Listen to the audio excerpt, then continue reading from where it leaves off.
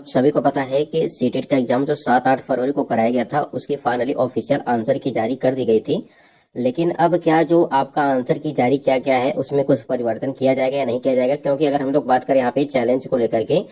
जो 15 तारीख तक आपको जो है चैलेंज करने को लेकर के आपको मौका दिया गया था, नोटिस भी यहाँ पे सीबीएसई की तरफ से जारी की गई थी। तो क्या कुछ बड़ा बदलाव देखने को मिल रहा है आंसर की में, और कितने नंबर आपके बढ़ेंगे जो आपके 81, 80, 81, 88, 89 वाले हैं, जिनका 1 नंबर 2 नंबर कम है, उनका क्या यहाँ पे रिजल्ट में नंबर बढ़ के आएगा या जितना है या उतना ही आएगा। तो सीटेट कम नंबर वाले छात्र यहाँ पे अब जो है पास भी हो सकते हैं। चलिए पूरी अपडेट आपको बताते हैं, क्योंकि बहुत सारे ऐसे अभ्यर्थियों के कमेंट्स आए हुए हैं जिनके 1 नंबर 2 नंबर 3 नंबर तक जो है वो कम है और बिल्कुल परेशान है, और खासकर जो परेशान वो हैं जिनके 1 नंबर कम है। ठीक है, ऐसे में यहाँ पे आप देख पा रहेंगे कि हर सवाल के लगेंगे 1000 रुपए। आपको पता है कि 15 मार्च तक, ठीक है, यहाँ पे देखिए आपको बताया गया था कि 15 मार्च रात 12 बजे तक आपत्ति दर्ज कर सकते हैं। तो 15 मार्च आपका जो है यहाँ पे कंप्लीट हो चुका है, और आपकी जो आपत्ति है, ठीक है, यहाँ पे अगर बात करें जो भी आपत्ति आपको दर्ज करनी थी, कोई भी प्रश्नों पे आप चैलेंज करना चाहते थे, तो वो आप लोगों ने कर दिया होगा, क्योंकि 15 तारीख आपका लास्ट डेट रखा गया था। अब सवाल ये आता है कि जो आपकी आंसर की यहाँ पे जारी की गई है, क्या इसके बाद यहाँ पे जो है रिवाइज, ठीक है, यहाँ पे अगर बात करें रिवाइज, जो आपका आंसर की है वो जारी की जाएगी या नहीं की जाएगी। आपको बता दें इसके पहले जितने भी मतलब कि सीटेट के एग्जाम कराए गए हैं, आपका पहले प्रोविजनल, ठीक है, प्रोविजनल, यहाँ पे प्रोविजनल आंसर की आपकी जारी की गई थी, ठीक है, जारी की जाती है, और उसके बाद से आपका जो रिवाइज आंसर की है, ठीक है, रिवाइज आंसर की है वो जारी नहीं की जाती है, डायरेक्ट आपका जो है रिजल्ट यहाँ पे जारी किया जाता है। जो आप आपत्ति दर्ज करते हैं उसको विभाग की तरफ से, यानी कि सीबीएसई की तरफ से उसको जांच पड़ताल कर करके, ठीक है, अच्छे से वो अगर आपकी आपत्ति सही पाई जाती है तो आपके नंबर वहां पे बढ़ेंगे, अगर नहीं पाई जाती है तो फिर आपके नंबर कोई भी नहीं पड़ेंगे, क्योंकि ये सीबीएसई का रूल है। ठीक है,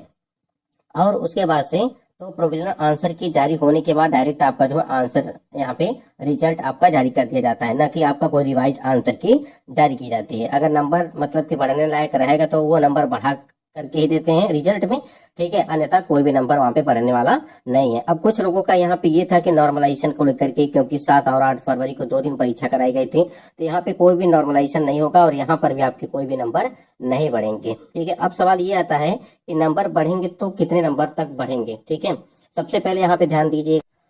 जो भी आपके यहाँ पे आंसर की जारी की गई है, ठीक है, जैसा कि हमने आपको बताया भी था, जो भी आपके आंसर की जारी की गई है, जैसे वहां पे आपको रिमार्क दिया जाता ए करके, बी करके, सी करके, डी, ई, एफ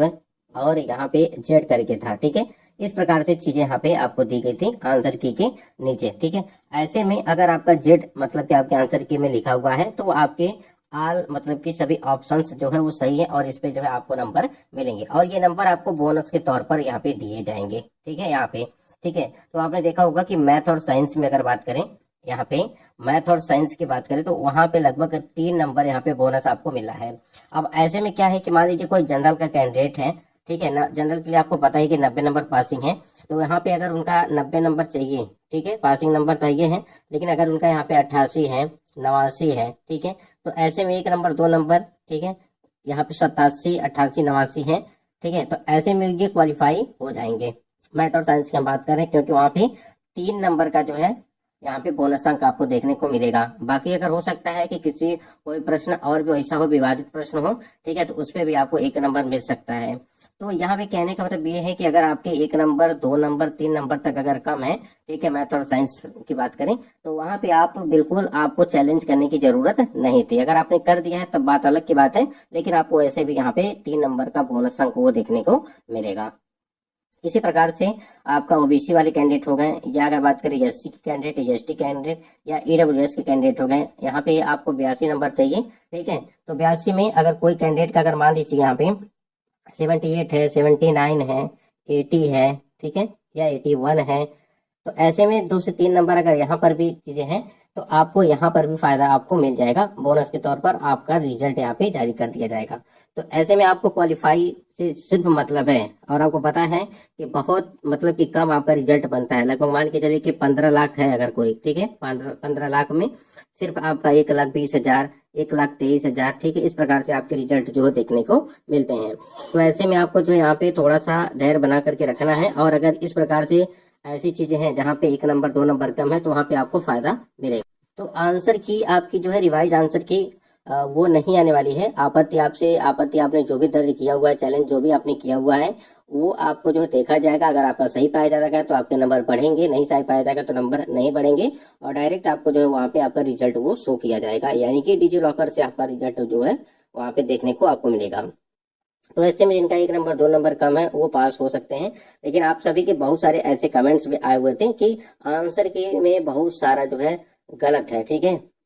आंसर की में संशोधन की जरूरत यहाँ पे बताई जा रही है छात्रों के द्वारा कि संशोधन होना चाहिए, क्योंकि बहुत सारे पैराग्राफ के भी प्रश्नों के आंसर जो वो गलत दिए गए हैं। एक चीज बता दें आपको, पेडागोजी वाली पोर्शन पर जो है यहाँ पे सवाल करना कहीं ना कहीं मूर्खता होगी, क्योंकि पेडागोजी वाले जो पोर्शन होते हैं उसके जो ऑप्शन होंगे वो कुछ अलग तरीके से होते हैं, आपको पता ही है, आपको चारों विकल्प सही लगेंगे, ठीक है। ऐसे में तो वहां पे पेडागोजी पर जो है चैलेंज करना भी मूर्खता था। लेकिन अगर आपका जो फैक्चुअल क्वेश्चन थे, जैसे कि अगर एनसीईआरटी को ले लीजिए, उस वहां पे अगर आपको लगता है कि फैक्ट वैसे क्वेश्चन था तो उस पर आपने आपत्ति दर्ज किया होगा और एनसीईआरटी का कुछ आपने प्रूफ दिया होगा, तो आपके नंबर वहां पे इंक्रीज हो सकते हैं। ऐसे में बाकी आप लोग जरूर कमेंट सेक्शन में कमेंट करिएगा कि आपके नंबर आंसर के आने के बाद बढ़े थे या कम हुए थे, क्योंकि अभी तक जितना भी मतलब कि कमेंट आया हुआ है उसमें सिर्फ एक ही चीज देखने को मिला है कि हमारा पहले मतलब कि अनऑफिशियल से हमने मिलान किया था, तो हमने, और जब उसके बाद ऑफिशियल आंसर किया आया तो उसके बाद हमने मिलान किया तो 10 नंबर 12 नंबर 15 नंबर तक का कमी देखने को मिला है, ठीक है। इसीलिए हम बार बार आपसे कह रहे थे कि जब भी आंसर की जारी की जाती है तो नंबर कम या ज्यादा आपको देखने को मिल जाते हैं। किसी किसी का 1 नंबर 2 नंबर बढ़ा भी था, लेकिन बहुत सारे ऐसे अभ्यर्थी थे जिनके नंबर कम हुए थे, वो भी 5 नंबर 10 नंबर 12 12 13 15 15 नंबर तक जो है कमी देखने को मिले थे। तो इसलिए ज्यादा यहाँ पे जो है बताया जा रहा है कि आंसर की में कुछ गड़बड़ी देखने को मिली थी। बाकी देखिए क्या कुछ होता है। वैसे रिवाइज आंसर की आपकी जारी नहीं की जाती है। फाइनली आपका जो अगर बात करें फाइनल रिजल्ट जो है आपको देखने को मिलेगा।